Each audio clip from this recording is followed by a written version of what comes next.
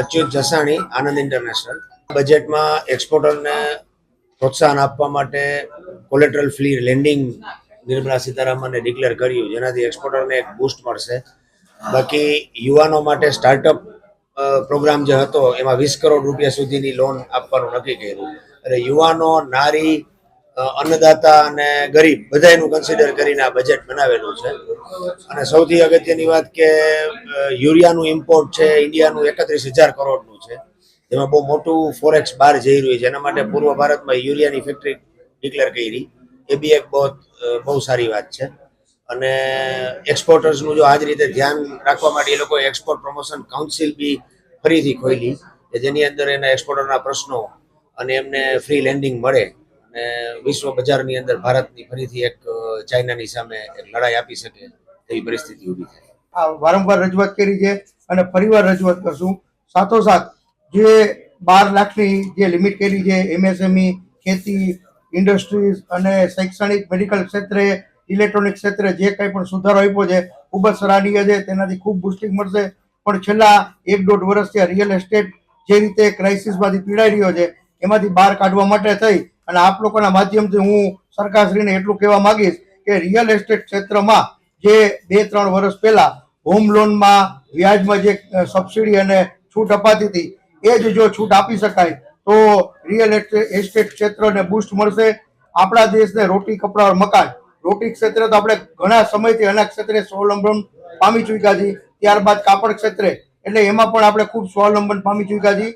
અને જે સરકાર આવાસ તો બનાવે છે, ગરીબોને આપે છે, પણ મધ્યમ વર્ગ અને ઉચ્ચ મધ્યમ વર્ગ જે લોકો પોતાની રીતે મકાન ખરીદવા માંગે છે એને પણ જો હોમ લોનમાં વ્યાજમાં રાહત ફરીવાર ચાલુ થાય તો આ સેક્ટરને બૂસ્ટ મળશે.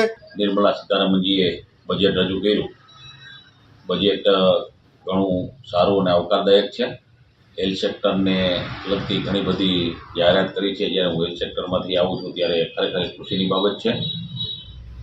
ખાસ કરીને ફાર્મા લાઇનની વાત કરીએ તો ફાર્મા લાઇનમાં જે 36 દવાઓને ડ્યુટી મુક્ત કરી, જે કેન્સર જેવી ગંભીર અને ઘાતક બીમારીઓ માટે વપરાય છે અને મિડલ અને લોઅર મિડલ ક્લાસમાં જે માણસોને બહુ જ એકદમ ખર્ચાળ દવા હોય છે એને ડ્યુટી મુક્ત કરી, જે ખરેખર આવકારદાયક પગલું છે. તદુપરાંત 7 દવાઓની ડ્યુટી 15% ઘટાડીને 5% કરી, એ પણ આવકારદાયક છે, જે જીવન જરૂરી દવાઓની. તદુપરાંત મેડિકલ ફિલ્ડની વાત કરીએ તો 75,000 જે વધારવાની વાત છે ક્ષમતાની, બરાબર, તે ખરેખર આવકારદાયક છે. આમ જોઈએ તો દેશને એક સ્કિલ બેઝ તરફ લઈ જવાની વાત છે. આઈઆઈટી સેક્ટરમાં પણ જે ડબલ સંખ્યા કરી દેવાની વાત છે એ પણ ખરેખર આવકારદાયક છે, કે જેથી આવનારા સમયમાં ભારત પાસે જ્યારે યુવાધન ખૂબ જ વધારે છે ત્યારે એકદમ સ્કિલ બેઝ યુવાનો છે એ બહાર આવે અને સ્કિલવાળા જ બધા હોય તો દેશ ઘણો આગળ જઈ શકે. તે ભવિષ્યની સારી અને સુંદર યોજના કહી શકાય, કે જેથી ભવિષ્યમાં દેશ છે આર્થિકમાં સત્તા તરફ જઈ શકે એના માટે. તદુપરાંત એમએસએમઈ માટે પણ ઘણી જાહેરાતો સારી કરવામાં આવી છે. બજેટ એમએસએમઈનું વધારી દીધું છે. લોન લોકોને એમએસએમઈ માટેની લોન છે એ 5 કરોડની 10 કરોડ કરી દીધી છે. એટલે ઘણા બધા આવકારદાયક, કૃષિ ક્ષેત્રે પણ ઘણા બધા આવકારદાયક મખાના બોર્ડની રચના કરવામાં આવશે. કિસાન ક્રેડિટ કાર્ડ 3 લાખમાંથી 5 લાખથી કિસાન ક્રેડિટ કાર્ડની જે છે એ પણ સારી વસ્તુ છે.